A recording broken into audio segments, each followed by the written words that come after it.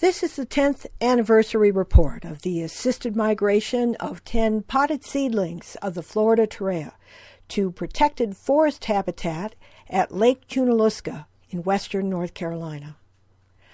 I'm Connie Barlow, and this is me on October 7th, 2018, conducting a site visit to the Torreya planting with the help of my husband, Michael Dowd.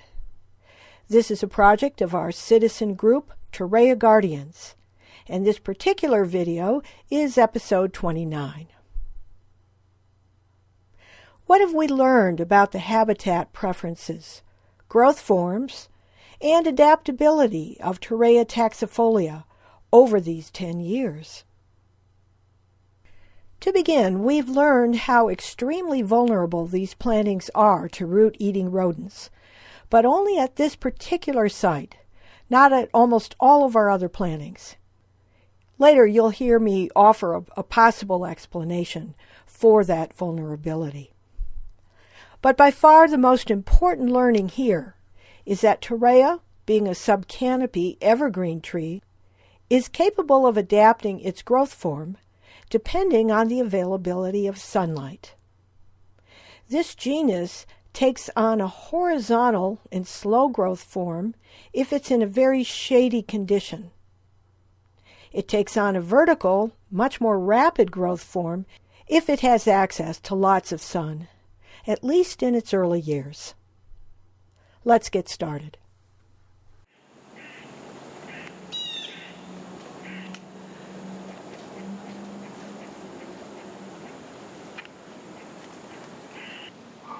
So here's Michael standing by William Bartram.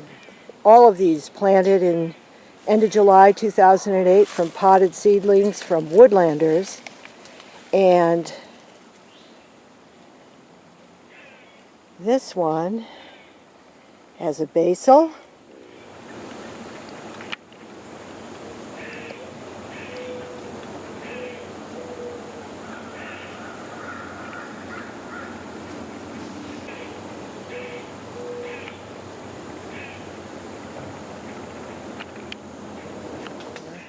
And what's interesting here is with these downed logs, now that's the cement thing right on the opposite side. That's real helpful. This log here looks like it could roll onto it, but when you look at it in this direction, it's held back by that tree. So I'm going to assume it's not going anywhere anytime soon. Yeah, it's not going anywhere anytime soon. And even if it does, it would probably lay over at this point, and maybe that basil would take over. But here we can see, wow, there was 1 year. What estimate would that be? Like a foot. 1 year, it looks like it grew a foot.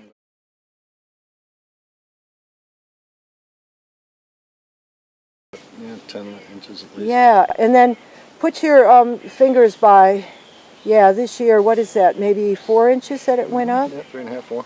Yeah, and what's interesting, push it in my direction so I can see the top. I'm going to go in on it here. It's got a lovely terminal where it's going to be putting out 5 next spring.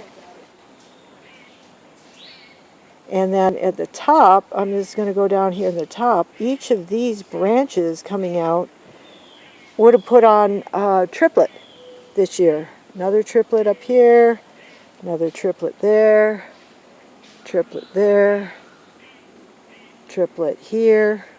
That went up. Okay, you can let that go back up. So that's going to both head up and make 5 more branches come out very close to the lower level. But it looks good to me. Here's the surrounding, a hemlock that must be treated because I don't see any woolly adelgid on it. That must be the big white oak, or I don't know, there's a big white oak here. Rachel Carson is over there, what, about 6 feet, 8 feet? About 8 feet. Yeah, point to it, Michael. Yeah, there it is. I see it in the sun. Yeah, let me get a look-see over here. Yeah, we'll go take a look. Now, here we have rhododendrons. We generally don't like rhododendrons, because again, these are evergreens, and they would do most of their photosynthesis late spring, early fall. And here, what's great, the sun's out, and it's probably about 3 o'clock or so. What would you say, Michael? Yeah, 3:30 maybe. Okay, and that's southwest, because it's October 7th, 2018. And so there's a place for the sun to come right in here. And right above me here, this looks like a dogwood, so this is going to lose its leaves. And let me move over a little bit. I'm standing right alongside it now and looking up. Hemlock on the left, but above that and over in this direction, you see that light green, it's all deciduous. So all this canopy is coming down, and then it'll eventually, the sun will be coming up in that direction, but this is all going to be open. I've never been here in the wintertime, but this looks like a classic, just a classic form of a Torrey. Get down at this level here. Oh yeah, here's a really good place to see this. Yeah, wow, 12 inches or so went up 1 year.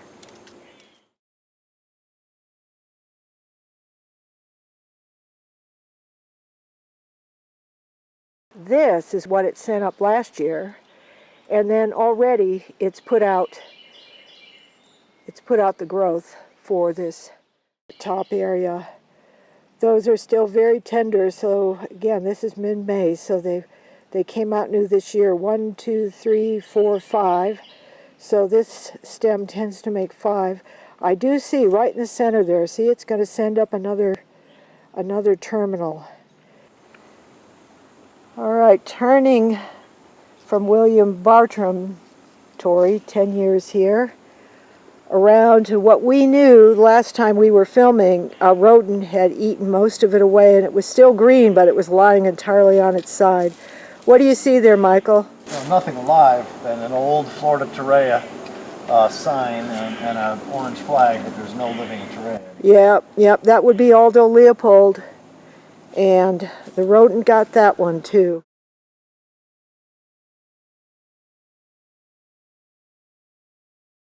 Every single one from here on down to the beginning of the trail downhill, Wangari Maathai, Lucy Braun, they were all taken by rodents. And what I found last year was that there's a house at the beginning that has a bird feeder, and at least when I was here last time, it was either this house or one over that had a bird feeder.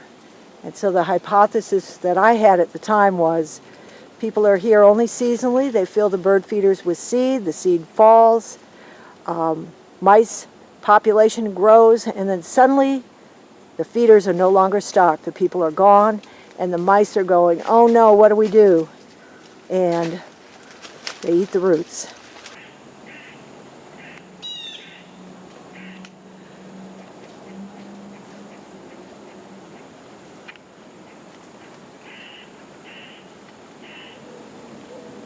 All right, this is Rachel Carson. Michael's pointing to the top. Thanks, Michael. And there's 4 little vegetative buds that are going to come out next spring.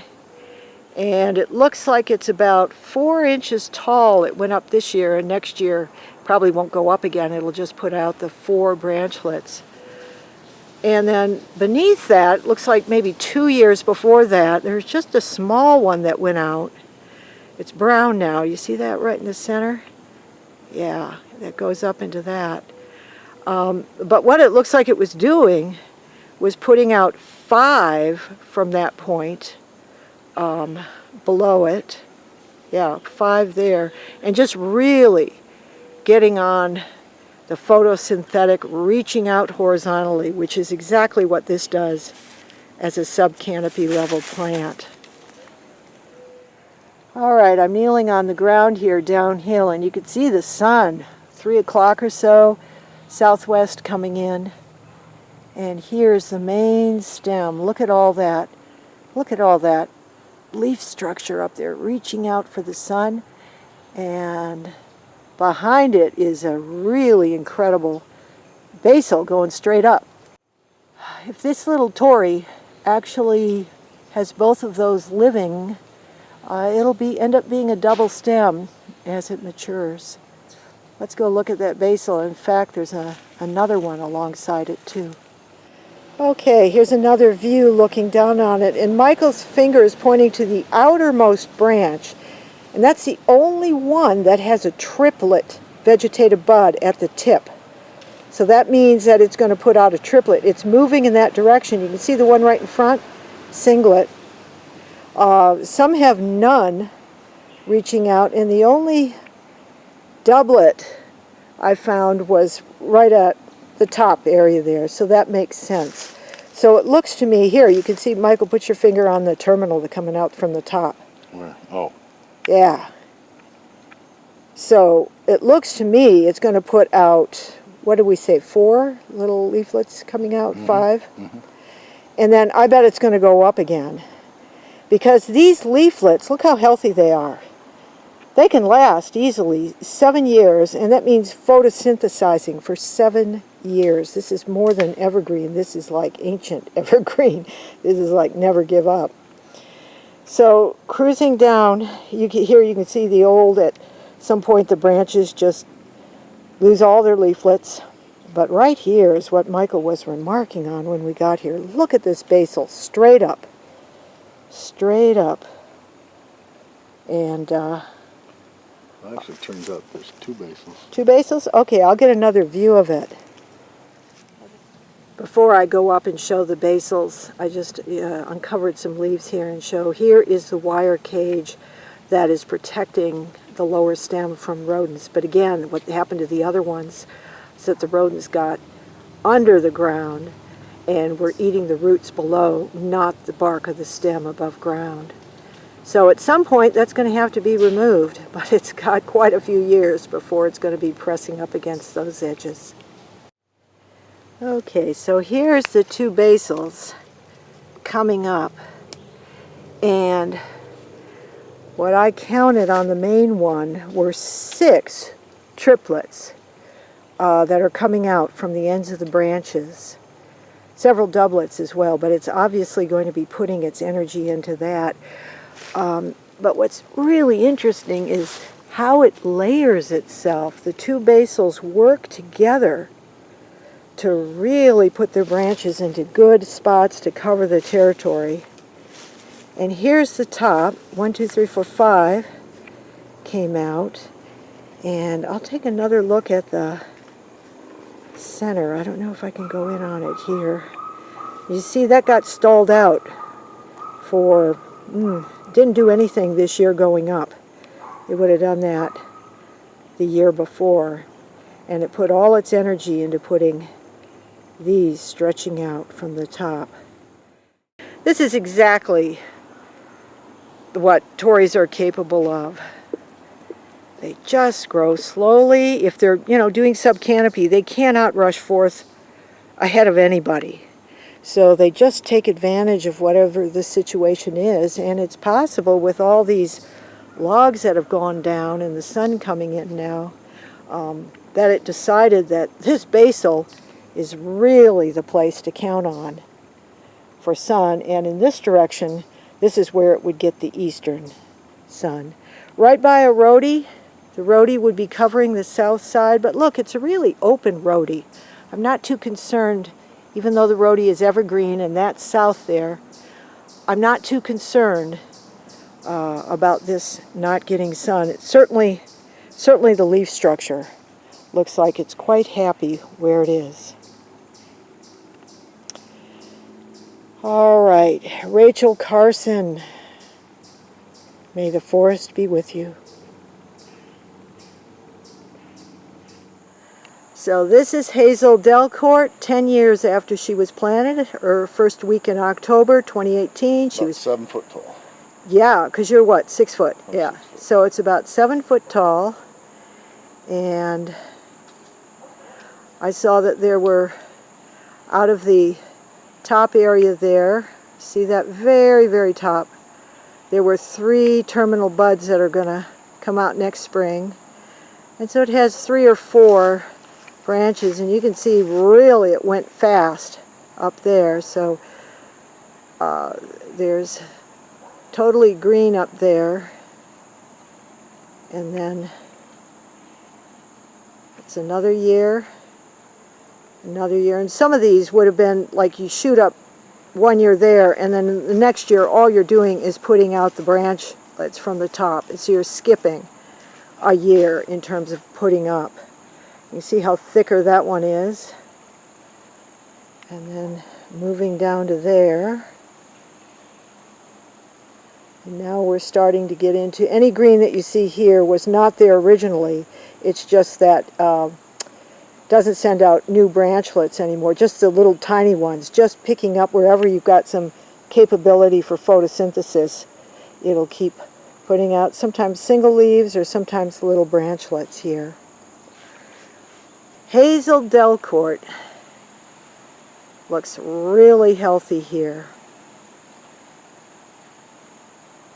Now, Michael, could you go over to that far-reaching stem, the one low down about 3 feet off the ground that goes, and what's the longest one there?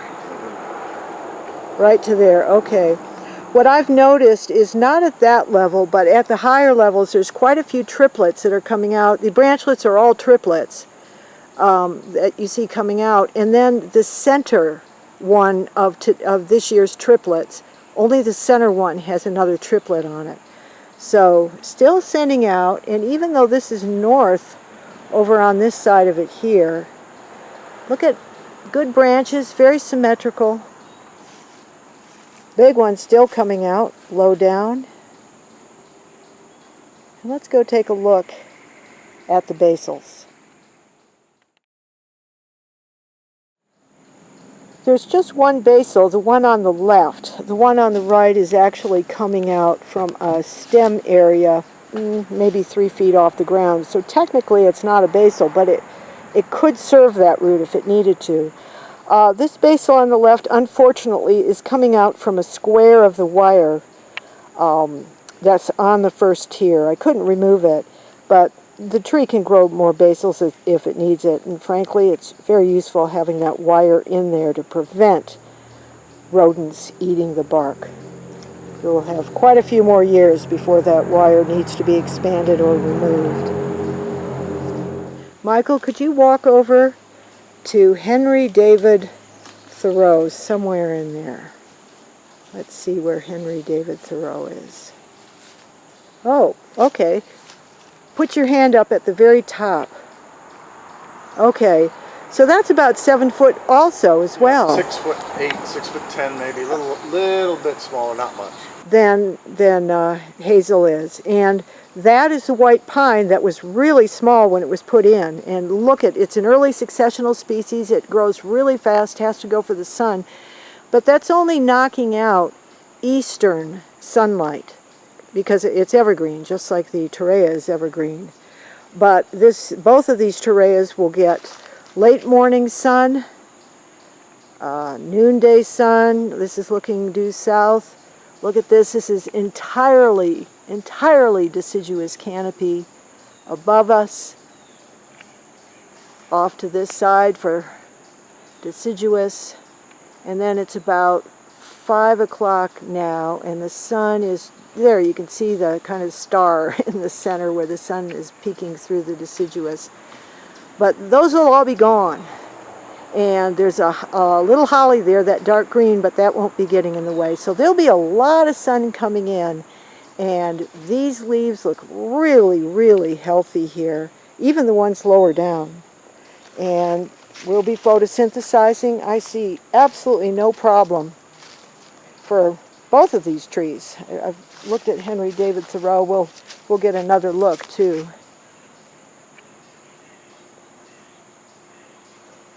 And quite a few triplets, vegetative. I don't see any reproductive structures on it. I'll take a better look at it, but I don't see any male, any female. It looks to me like they're just intent on growing. So this is kind of a staging area for the horticultural and general plant operations here at Corneille Bryan Garden. Oak leaf hydrangea here, it looks like. And then this is a good place to see the top of Henry David Thoreau. Seems to alternate between 3 branchlets coming out and 4. This one I noticed at the very top. I could pulled it down and looked, and it'll have 4 branchlets coming out of the top there next year. Probably won't grow up a new vertical up from the main stem, but who knows, maybe it will. But look at how healthy those leaves are. Let's go take a look. Several basils here. Notice the color differences. See the light green? Light green in October means that this tree took advantage of the second flush of growth that some Torreyas will take. They'll do it in the spring for sure, and then if they feel like it, they'll do it in July or August, maybe even early September. And so this did it very recently because you see the light green? It's on all the top branches. It's new growth coming straight out of those lateral branches, and then this is almost like the terminal there. Plus this other basil over here has a couple light ones in there that you can see too. So the only second flush of growth in 2018 is on the basils. I don't see anything on Hazel Delcourt, and I don't see any new flush of growth on the main stem area here. But very, very healthy. Now the other thing I want to mention is that there is absolutely no sign of stem cankers here. Nothing, no problem going on. This might have been the original stem that died back a long time ago. Branches give up the ghost over there. This is south facing, still has some photosynthetic capacity when the other ones have long ago dropped off the leaflets. Now, what is interesting is this one stopped here. It let this part die. Not sure why it would do that, but it's an interesting thing to happen. It's got a hemlock here. I don't know if there was some problem with movement going on in the winter or snow falling on it or what the deal is, but this one, since it's the last one, may finally be giving up the ghost. It's the only one at that tier that still has photosynthetic capacity, so it might simply be dying off first there, and then next summer maybe these will start to die. That's a very normal process. As it grows taller, it lets go of what it no longer needs.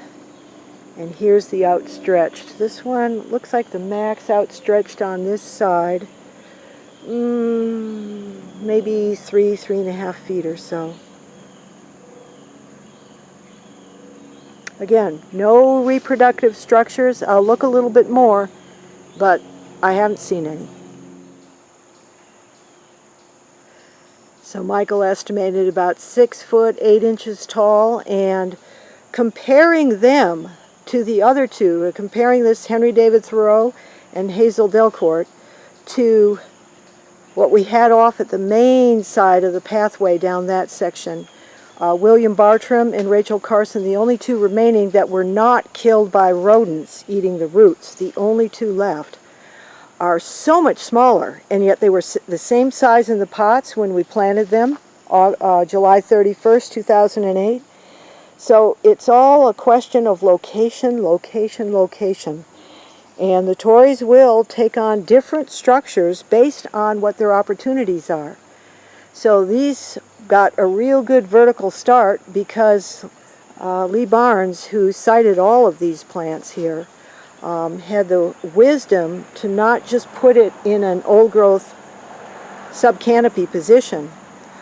So anyone planting this tree that people have a hard time even guessing what its normal habitat would be, should just recognize that it needs to be grown in a variety of situations so that it can weather through whatever happens in the future.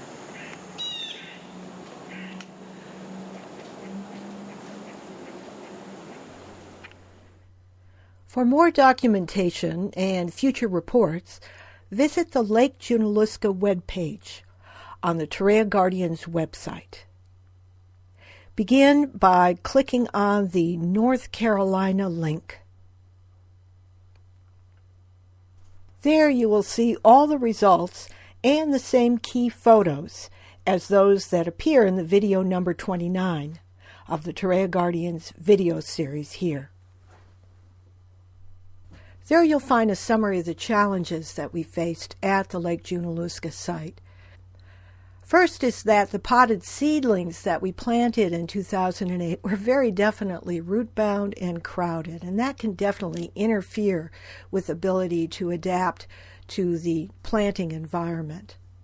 I also mentioned in this video, but there's a lot more detail you can find on rodent herbivory, the problem that 6 of the 10 initial plantings in 2008, all of which were healthy, ultimately went out with tunneling rodents eating the roots, probably during the winter.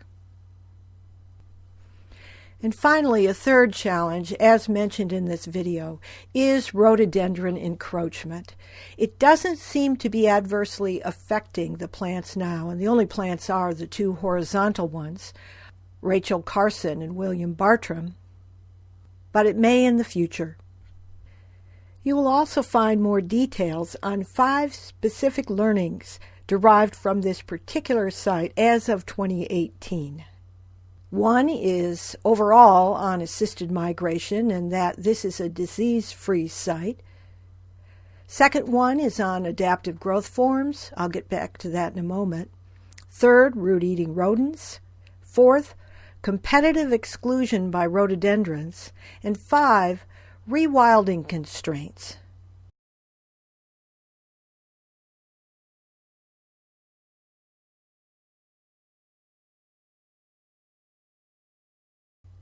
Let's take a look at the adaptive growth forms, as this is really a unique and pretty solid learning from this particular site, Lake Junaluska.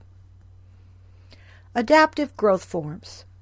If afforded the opportunity to grow in open sunlight, Torreya takes the form of a standard conifer, such as hazel delcourt and Henry David Thoreau plants. If the habitat is shaded subcanopy, its form is yew-like and growth is much slower. That's the Rachel Carson and William Bartram horizontal forms.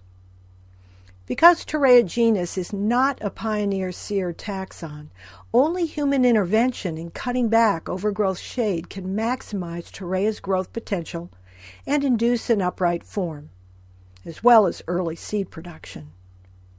As of 2018, no reproductive structures have been observed on even the tallest individuals, that is, Hazel Delcourt and Henry David Thoreau, both of which have the vertical upright forms. Here's another look at the summary of the horizontal growth form. And here's a look at the summary of the vertical growth form. Take a look as well at the question for long-term observation that I've posed, based on 10 years of observation thus far at Lake Junaluska. Basically, I wonder, how does the vertical growth form adapt to an eventual closing of its once open canopy? Because I think that's what we're going to see at Lake Junaluska.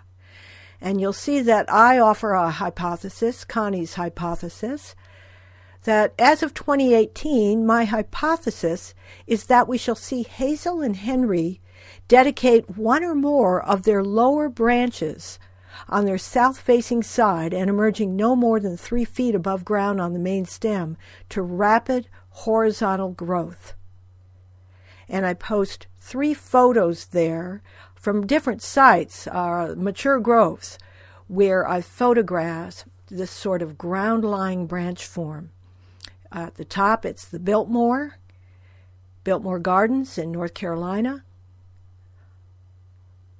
Harbison House, 2015, and that's Jack Johnston holding that ground-lying branch. And finally, Dorman Nature Preserve. That's in Louisiana, and Clint Bancroft and I visited there in 2018. You can see the Harbison House long ground-lying branch in video number 11. The earliest video documentation of the Lake Junaluska site is episode 10B, which was filmed in 2015. Episode 10A was the first video documentation I made of the Waynesville, North Carolina site, and I'll be posting its 10th anniversary video soon, which documents a field visit I made there October 2018. You can also access a 2-part video documentation of the Torreyas at the Lake Junaluska site, filmed in 2016. That one probes in detail the root-eating rodent problem. And here are some of our newest videos, including 2018 as the first year we achieved seed production in Cleveland, Ohio. May the forest be with you.